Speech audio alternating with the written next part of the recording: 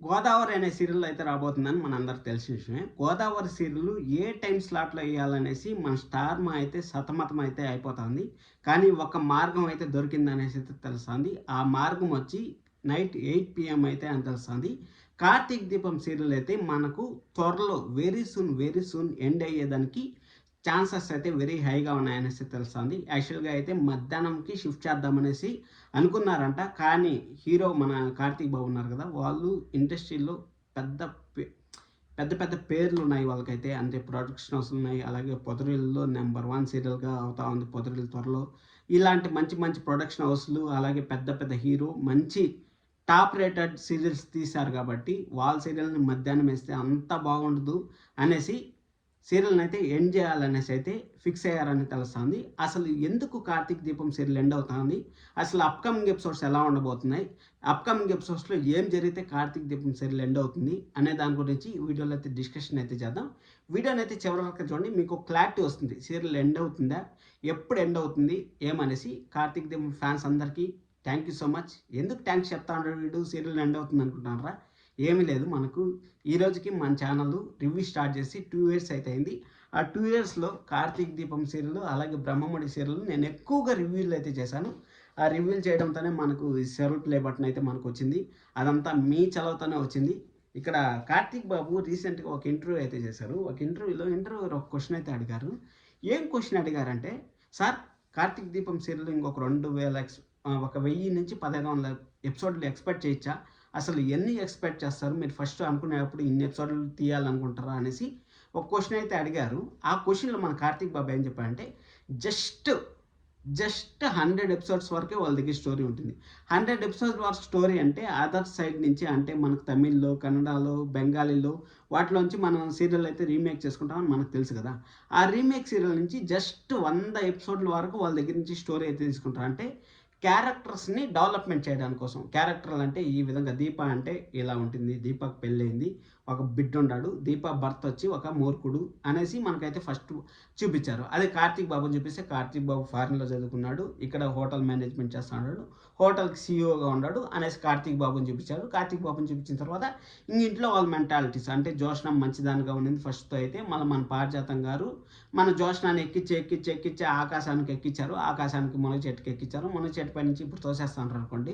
అది వేరే కథ. ఆ మునగ చెట్టు పై నుంచి జోష్న ఎప్పుడు పడిపోతుందా? ఎప్పుడు సీరియల్ ఎండ్ అయిపోతుందా? అనేసి మనమైతే కాసుకు కూర్చోన్నాం. ఈ విధంగా పారిజాతం గారైతే ఫస్ట్ ఎపిసోడ్‌లోనే మనకు బిడ్డలను మార్చేసి పెద్ద ట్విస్ట్ అయితే ఇచ్చారు. 'కార్తీక దీపం' సీరియల్ ఈ రోజుకి నంబర్ 1 పొజిషన్‌లో కాకపోయినా ఏదో కొట్టుమిట్లాడుతా ఉంది నంబర్ 1 పొజిషన్‌లో అనేది కారణం ఏమన్నా ఉందంటే 'దీప అసల వారసురాలనేసి ఆ ఇంటికి ఎప్పుడు తెలుస్తుంది అనేసి మనమైతే ప్రతిరోజు ప్రోమో చూసి ఎపిసోడ్ చూసిన తర్వాత కన్నీరు తప్పించి రక్త కన్నీరు అంటారు చూడండి.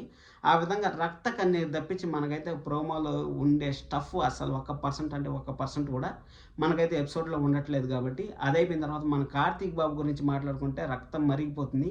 ఛాలెంజెస్ మాత్రం ఓ అని ఎసరతాడు. "అత్త, మామయ్యని ఎవరు చంపారో నేను ఇమ్మీడియేట్‌గా నీ కాళ్ళ ముందర పడేస్తాను" అంటాడు. అసలు ఆ పత్తానే ఉండదు. అదయిపోయిన తర్వాత మీడియా వాళ్ళ ముందర నీ భాగవతం అంతా బయట పెట్టినా జోస్నా, నీ అంతు చూస్తా జోస్నా అనేసి మాటల్లో ఉంటుంది గానీ చేతల్లో అయితే అస్సలు చూపియలేదు.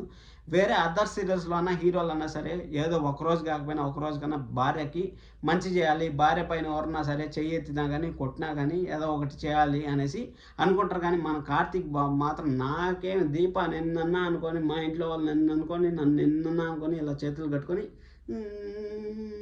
ఆరనీకు మా దీపం కార్తీక దీపం అనేసి అనుకుంటానే ఉంటాడు. చెయ్యిలన్నా అడ్డుపెడతాడు ఆరిపోకుండా అనుకుంటే, ఆ చెయ్యిలు కూడా అడ్డుపెట్టకుండా గాలికి వదిలేసినాడు దీపాన్ని. ఆ దీపాన్ని ఇప్పుడు దేవుడు కాపాడుతా ఉన్నాడు కాబట్టి, ఆ దేవుడు కూడా ఎన్ని రోజులని కాపాడుతాడు చెప్పండి? ఇన్ని రోజులన్నా ప్రోమోలో ప్రతిరోజు ప్రోమోలో వారసురాలని తెలిసిపోయిందిరా ఈరోజు, ఖచ్చితంగా ఈరోజు బయట పడిపోతుందిరా, ఈరోజు బయట పడిపోయిందిరా, జోష్న భాగవతం బయట పడిపోయిందిరా అనుకునే ముందుకి అసలు బయట కాదు కదా! కనీసం ఒక ఇంచు కూడా దాన్ని ముందుకు కదలకపోవడం వల్ల కొంచెం అయితే డిస్టర్బెన్స్ అయితే అయింది. ఇదే 'కార్తీక దీపం' సీరియల్ అయితే మనకు హిందీలో అయితే టెలికాస్ట్ అయింది. జస్ట్ 97 ఎపిసోడ్స్‌తో అయితే ఎండ్ అయిపోయింది. అది అలా టైం కాదు. మధ్యాహ్నం ఏదో 3:30, 4కే లేదు. 7:30 పీఎం. 7:30 పీఎం అంటే ప్రైమ్ టైమ్ మనకు తెలుసు కదా! 7:30 పీఎంలో జస్ట్ 97 అతి లీస్ట్ ఎపిసోడ్స్‌తో ఎండ్ అయిపోయిన సీరియల్ ఏదైనా ఉందంటే అది 'కార్తీక దీపం' సీరియలే. ఆ కార్తీక్ దీపం సీరియల్ అక్కడ ఎండ్ అయిపోయిందంటే ఇక్కడ కూడా ఎండ్ అయిపోయేదానికి చాలా స్కోప్ అయితే ఉంటుంది. అప్కమింగ్ ఎపిసోడ్స్లో ఎలా ఉండబోతుంది అనే దాని గురించి మనం మాట్లాడతాం. అప్కమింగ్ ఎపిసోడ్స్లో మనం వైరాన్ని అయితే మళ్ళీ బయటకు తీసుకొచ్చారు. ఎందుకంటే ప్రజెంట్ అయితే ఒక 3 వారాలను చూసుకున్నట్టయితే అసలు స్టోరీ లేదు. సుమిత్ర గారికి ఆపరేషన్ అనేసి మన పైన షాంపూ పెట్టి రుద్దితే మన తలక ఎలాగైతే అంటే జిగట కట్టేసింటే మన షాంపూ పెట్టి రుద్దితే ఏ విధంగా తయారవుతుంది, ఆ విధంగా ఫ్రెష్గా అబ్బా అయిపోయిందిరా నాయన ఈ జిగటంతా పోయిందిరా అనుకునే లోపల ఒకరోజేమో పార్టీ అంట, ఇంకొక రోజేమో పెళ్లి రోజు అంట, ఇంకొక రోజేమో అంటే పుట్టింటి సార్కి తెచ్చారంట. ఈ సార్లు, పార్టీలు, పబ్బాలు, బర్త్డేలు ఇవే సరిపోతా ఉన్నాయి కానీ సీరియల్ ఏమైనా ముందుకు తీసుకెళ్ళి ఆ జోష్న భాగవతం బయట పెడతారు అనుకుంటే అస్సలు అవ్వట్లేదు. సరే అప్కమింగ్ ఎపిసోడ్స్ ఏం జరుగుతాయి, ఏం జరిగితే మనకు సీరియల్ ఎండ్ అయిపోతుంది, అలాగే హిందీ సీరియల్లో ఎలాంటి ముగింపు ఇచ్చారు అనే దాని గురించి కూడా మాట్లాడేద్దాం. ఎందుకంటే ఇక్కడ అప్కమింగ్ ఎపిసోడ్స్లో ఏమీ లేదు, వైరా క్యారెక్టర్ని అయితే బయటికి తీసుకొచ్చారు కదా. వైరా క్యారెక్టర్ని మళ్ళీ బయటికి తీసుకురావడానికి మన కార్తీక్ బాబు ఏం చేయలేకపోతా ఉన్నాడు.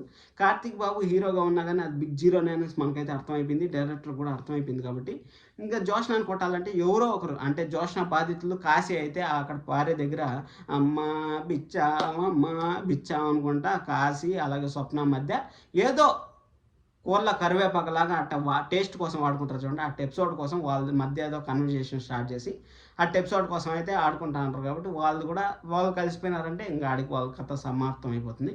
మన కాంచనా గారు క్షమించకుండానే మన శ్రీధర్ గారిని క్షమించేశారని మనకైతే అర్థమైపోయింది. ఎందుకంటే ప్రతిరోజు ఇంటికి వస్తూ ఉంటాడు, ప్రతిరోజు ట్రిప్పులకు పోతూ ఉంటారు, ప్రతిరోజు బర్త్డే పార్టీలకు పోతూ ఉంటారు, ప్రతిరోజు పండగ ఫంక్షన్లకు పోతూ ఉంటారు. ఇన్ని పోతా ఉంటే ఇంక కాంచనా గారు క్షమిస్తే ఏమి, క్షమించకపోతే ఏం చెప్పండి. ఇద్దరు భార్యలను ఒక ఇంట్లో అయితే పెట్టలేరు కదా. అందుకోసం అనేసి మన కాంచనా గారి శ్రీధర్ గారు కథ కూడా సమాప్తం అయితే అయిపోయింది. ఇంకా మన సుమిత్ర గారు దశరథ్ గారికి అయితే నిజం తెలిసిపోయింది. ఇంకా తాతగారికి పారిజాతం గారు కూడా మారిపోయారు కాబట్టి ఇంక పారిజాతం గారి కథ కూడా పక్కన పెట్టాలి. ఇంక ఓన్లీ తెలియాల్సింది ఒకరికి మాత్రమే. సుమిత్ర గారికి ఒకరికి తెలిసిందంటే ఇంకా స్టోరీ అనేది ఏముండదు. కాబట్టి అక్కడ స్టోరీ ఇంకా జోష్న చేసిన తప్పులంతా తెలుసుకొని జైలుకి అయితే పట్టుకొని పోతారు మన పారిజాతం గారిని. మన జోష్న అయితే జైలుకి పట్టుకొని పోతారు. జైలుకి పట్టుకొని పోయేటప్పుడు మన సుమిత్ర గారు అయితే అయ్యో నా కూతురు జైలుకి పోతా ఉందా, నా కూతురు నేను సొంత కూతురులాగా అనుకున్నానే అనేసి బాధ అయితే పడతారు. బాధపడిన తర్వాత మన దీప అయితే పోయేసి అమ్మ నేను నీ కూతురిని అమ్మ, మన జోష్నాను నీ కూతురి అమ్మ, నా చెల్లి లాంటిదమ్మ జోష్న అనేసి మన జోష్నాను కూడా దగ్గర చేసుకొని అంటే జైలుకి పోతుంది. జైలుకి పోయిన తర్వాత మళ్ళీ ఎప్పుడు వస్తుంది తెలియదు.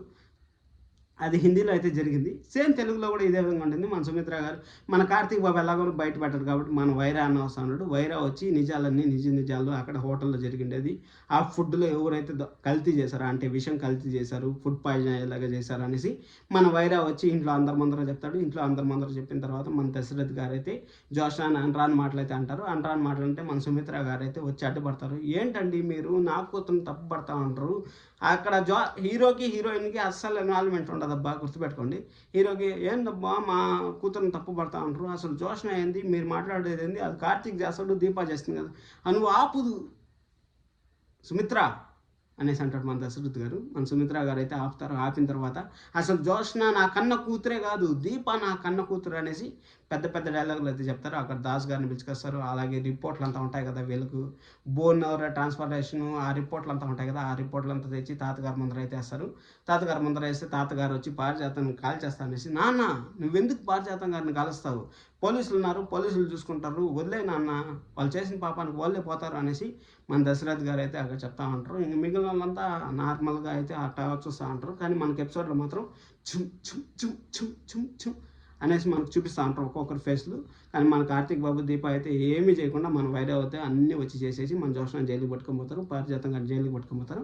ఇంకా ఆ రోజు అందరూ దగ్గర అయిపోయి అందరూ ఇట్ట కౌగులించుకొని అమ్మ దీప నువ్వేనా నా కూతురు అనేసి మన సుమిత్ర గారి దగ్గర తీసుకుంటారు. అలాగే మన దశరథ్ గారు అందరూ హక్ చేసుకొని సార్ బాయ్ బాయ్ టాటా శుభం కార్డ్ అయితే వేసేస్తారని మనకైతే క్లారిటీగా అయితే అర్థమవుతుంది. సబ్స్క్రైబ్ చేసుకోండి.